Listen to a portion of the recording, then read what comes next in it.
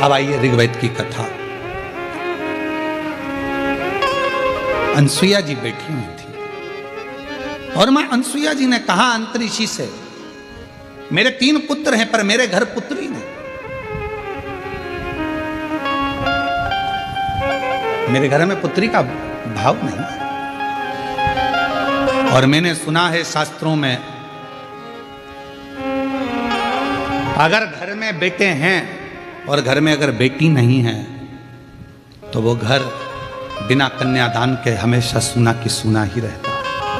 कन्यादान के लिए बेटी का होना जरूरी है, बिना बेटी के कन्यादान सूना।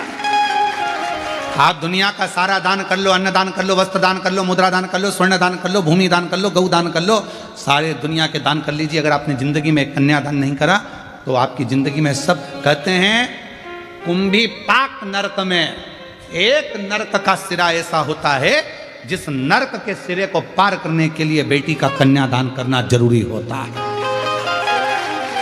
इसलिए हम शिव महापुराण की कथा में हर पल हर घड़ी बेटियों को संकल्प दिलाते रहते हैं, बेटियों से कहते रहते हैं तुम कितनी भी अच्छी पढ़ाई करो, कितने भी अच्छे कॉलेज में रहो, कितनी भी अच्छी एजुकेशन करिए, कितनी भी अच्छी नौकरी करिए, कितने भी तुम्हारे दोस्त बन जाए, पर मेरा बेटियों से हमेशा निवेदन रहा है और आज भी ऑनलाइन शिव महापुराण की कथा जो जलगांव से चल रही है, आप सब बेटियों से निवेदन करूंगा कि निवेदन है अपने माँ बाप को कन्यादान का मौका जरूर देना, किसी एरे गेरे नत्थु खेरे के साथ ना जाना, अपने माँ बाप को कन्यादान का मौका दीजिए।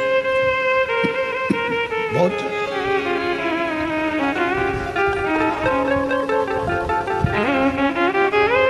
कितना सुंदर कहा, माँ बाप चले जाते हैं तब बेटा तर्पण करता है, माँ बाप चले जाते हैं तब बेटा पिंड देता है, माँ बाप चले जाते हैं तब बेटा भोजन कराकर तर्पण श्राद्ध पिंड देता है और अपने पूर्वजों को तारता है।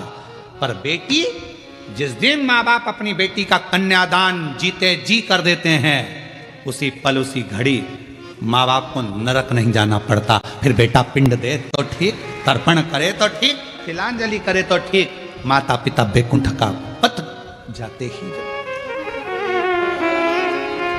एक बेटी का, पर आजकल की उल्टी रीति है, बेटा हो जाए तो मां खुश और बेटी हो जाए तो चेहरा उतर जाता। चाय की जो केतली होती ना, केतली तुम्हारे यहाँ क्या बोलते, डोलची केतली क्या होती है, जब वो बहू हॉस्पिटल में रहती है तो घर की जो लेडी से रहती हैं तो वहाँ हॉस्पिटल ले लेकर रोज 2-3 दिन तक जाती हैं, दूध की केतली, डंगल क्या बोलते हैं, केतली बोलते हैं ना, वो ऐसी रहती है, उसमें कड़ी लगी रहती है नीचे, उसको हिलती रहती है। अब आजकल वैसी नहीं रही तो इतना लंबा थर्मस हो गया, उसमें भी लटकता रहता है। तुम देखना अगर घर में बेटा हो जाए ना तो जो केतली लेकर आती है ना, उसकी केतली बहुत हिलती है, और थर्मस बहुत हिलता है। सिर्फ पल्लू भी छोरा हुआ है, बेटा हुआ है, दादी बन गई, दादी बन गई, और हॉस्पिटल से सीधी बिना पल्लू हिले, नॉन स्टॉप केतली भी बिना हिले जा रही है, तो पूछने की जरूरत नहीं है कि लड़का हुआ कि लड़की, समझ में आ जाएगा लड़की हुई है। ना केतली हिली ना मुंडा हिला, छोड़ी चली जा, बोली नहीं।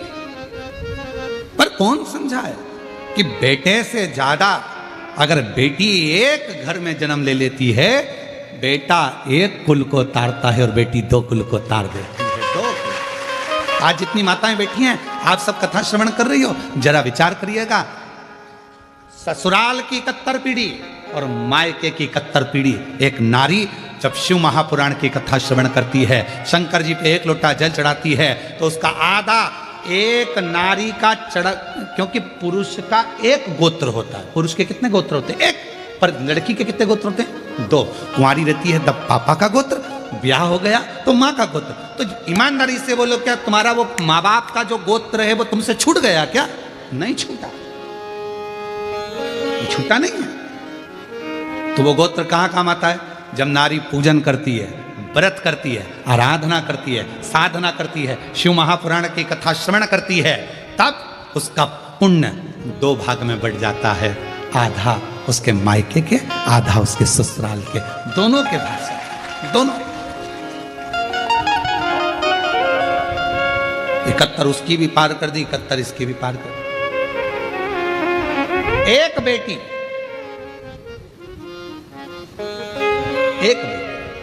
दोनों कुल को पार कर